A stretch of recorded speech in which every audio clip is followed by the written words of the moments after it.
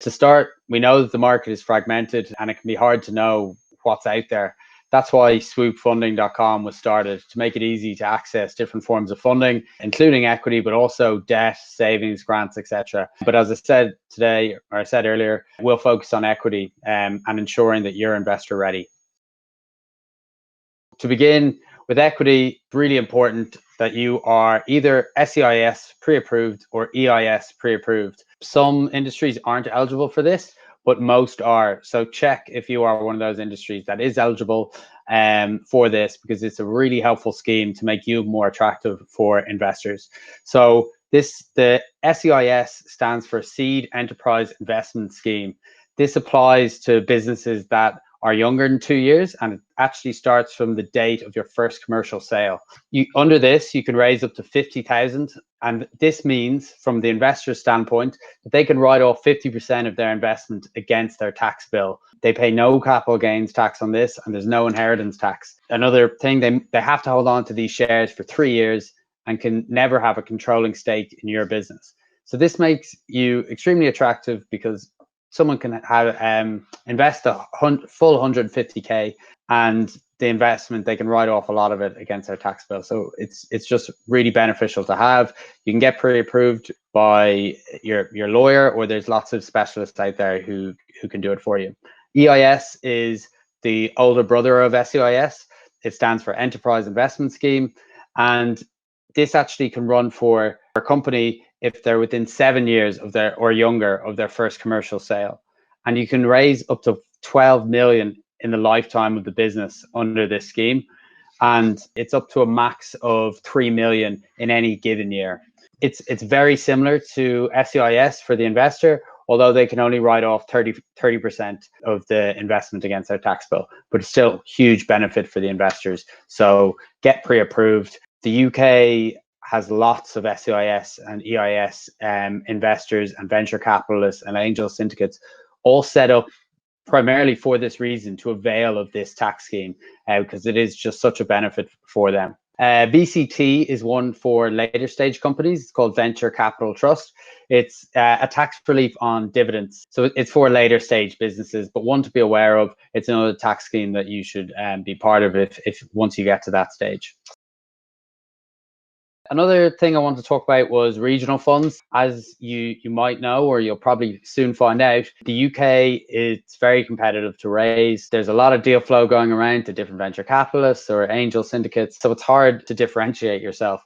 So it can be really difficult. But one of the things that you should be aware of is what's going on in your local region. There are funds set up specifically for different regions. So the MEIF fund, which is the Midlands Angel Investment Fund, that's set up, and they have 50 million ready to invest in business that operate in that region. What's really happening here is you're making it less competitive for yourself, and you're not competing with everyone in the whole of UK. You're then just competing with people in the Midlands. It's really good to know what's going on in your local area. Other examples would be the Northern Powerhouse Development Fund, the Welsh Development Agency, the Cornwall Fund, Scotland Enterprise. And Swoop itself has 2 operations. We've got an operation in Dublin and one in London, and we avail of the benefits of being in London, and then the benefits of being in Dublin. So, if you're set up in London, possibly keep your office in London, but also consider maybe having some operations in different regions so you can avail of these benefits. There's the angels. Angels are high net worth individuals. They range from people who just, might have quite a bit of money and they want to invest in 1 or 2 different businesses, and because it's an area that they're interested in. And then there's others that are prolific angels, and they will just, they'll make a certain amount of investments each year, and it might be an array of different industries. There's angels, and sometimes they come as individuals, but other times they group together, and it's a lot more beneficial for them, and it means that you get access to a lot more angels in one place. But they're called angel syndicates or angel groups. And some of the examples are Angels Den, the UK Business Angels Association. That is an association that basically has a very big network of angels, and the angels sign up and they get deal flow from that, and they get a newsletter and talk about different trends going on in the market. Look up angel events in your area. They often have pitch events, which can be really great, and you get to go up and give your elevator pitch, and hopefully you'll find someone who's interested. Just one thing, I would avoid hobbyist angels. Sometimes you get people high net worths and they're just kind of floating around, not sure if you're going to invest. Just a word of warning, if you meet some of these guys, they maybe show a lot of interest, but they're not willing to commit. So I would move on pretty quickly and try to get to some of the more serious angels if you can. Family offices is another one. They are becoming major investors in companies. They tend not to be the most into the innovative spaces as much, but they can be. They like things like retail and food and beverage. Often family offices will have a big real estate in their portfolio, so it can be a big help to a retail business and get them properties up and running in the high street or in different places around the UK. Family offices, they can be difficult to reach. You know, sometimes they reach out to you because they see you in publicity in the newspaper or some PR somewhere, and you've hit the headlines. So that's a good way. You know, get yourself out there, and maybe a family office will contact you. Another way is through group funding. We've got connections in family offices. So if you sign up, we can review pitch decks and see if they're a good fit for some of our family offices. The same goes for angel investors and venture capitalists and things like that. Another one that I think lots of people have heard of, crowdfunding. This is primarily for business to consumer businesses. It's generally because you're going out, and it's called crowdfunding for a reason. It's going to be most likely your customers who are going to invest in you. It's a great way to boost the notoriety of your company and get the early adopter customers in. And generally those people who invest in your company are going to be your biggest advocates, and they're going to say to their friends, you should really try this. So it's a great booster to start your business. One of the things that you should note about this, it's not just, oh, I'll get listed and you'll, away and off you go.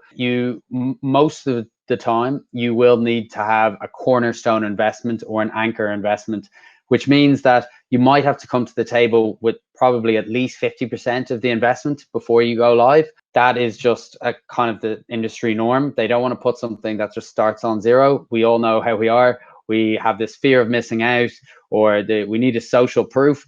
And if something has zero, it sometimes can be unlikely or it's slow to get started. What people want to see is something, oh, we're already 50% complete in our round, so why don't you get on board? And that's how they really take off. And that often happens when you get overfunded, because people get very excited about your idea. So overfunding always looks good. So come to the table with investment, and then hopefully the big players like Seedrs or Crowdcube, they're going to hopefully do the rest and bring in their network and invest in your company. For crowdfunding, you'll often need strong marketing materials, and most likely professionally done, or unless you have some serious skill in doing it. You need a really good pitch deck. You'll need a really good video to capture people's imagination. You might need a one-pager, and lots of different things like this, because on these crowdfunding platforms, they really want to wow people with what you're selling. So there are lots of venture capital funds out there in all sorts of industries. Write a good investor summary for them, have a good pitch deck, and you hopefully will catch their eye. If you need help with that, which is what Swoop does, we've got a really strong network out there. So please sign up to Swoop. We'll review your pitch deck. We'll help you write that investor summary and get you in front of the right VCs, angel networks, family offices that are relevant to your business. Thanks very much for your time. I hope you found that useful.